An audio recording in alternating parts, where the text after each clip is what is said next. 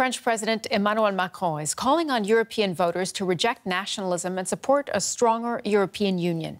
In a letter published in newspapers in all 28 EU countries today, Macron urges EU citizens to use their votes in upcoming European Parliamentary elections to protect and strengthen Europe and to reject eurosceptic parties.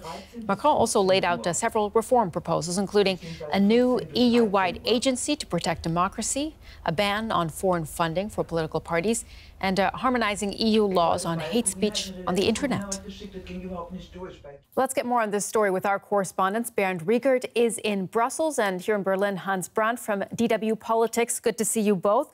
Bernd, let's start with you there in Brussels. Now, Macron's letter is addressed directly to the citizens of Europe. Why are we seeing this letter from him? Well, I think Mr. Macron is kicking off his election campaign for the European elections, which will take place at the end of May. He's addressing the people directly, and this is a good PR stunt, if you wish, if you want to say so, in 28 countries simultaneously.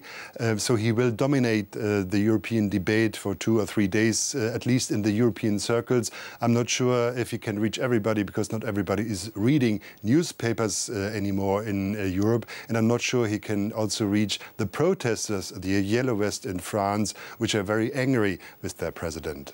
So he's speaking to the people. What about his European partners? Do you think he discussed this letter with other European leaders beforehand? And how do you think they're going to react? I think they knew there was something coming, but he didn't discuss the details of this plan because Macron learned that if you want to change something in Europe, you have to move and you cannot wait for everybody. But there is no surprise, no real surprise in the things he's proposing. And there are some reactions already from the Finnish Prime Minister and the Belgian Prime Ministers in tweets. They say they broadly support what Macron is asking for. All right, Hans, let's come to you now. You're tracking this story here in Berlin. Has there been any reaction from politicians here?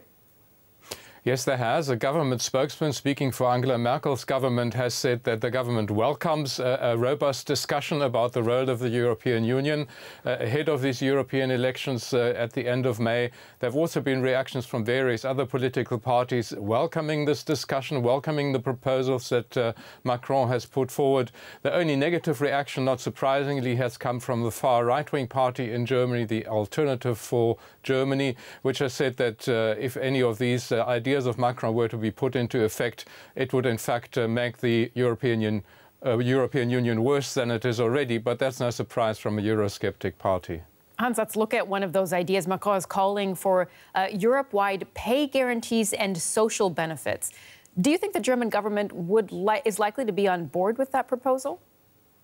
Well, here in Germany, there has been a discussion about a minimum wage as well, which has been proposed, or which has been in fact passed by the government, both the Conservatives and the Social Democrats in this government. So I imagine there might be quite some sympathy for this expanding a minimum wage proposal across Europe, especially, I think, on the left in the German political spectrum. But what Macron obviously seems to be saying is that he's trying to reach voters in Europe across the political spectrum, trying to show them that there is some benefit from being within the European Union, and that these benefits can be very concrete in terms of things such as a minimum wage, which, according to Macron, would have to be adjusted to each particular country. So it wouldn't be exactly the same figure, but an equivalent figure, depending on the purchasing power in the various countries. Bernd, one message that really comes across in this letter is as fighting for a stronger European Union, and Macron is proposing to combat Euroscepticism with another European agency. But isn't that exactly what critics accuse the EU of? Too much bureaucracy? Well, his critics, of course, will hammer him on that. And it's not only one agency, it's actually a variety of new agencies and institutions in this letter. And Macron wants that all until the end of the year. It should all end up in a huge European convention he wants to call for. Of course, he knows this is unrealistic and this will not happen. But you have provocations all the time from the right-wing populists. Now this is a provocation from a liberal politician, so this will stir up the debate, and in the end, this might be quite good for Europe. All right, our correspondents Bernd Riegert in Brussels and Hans Brandt in Berlin. Thank you both.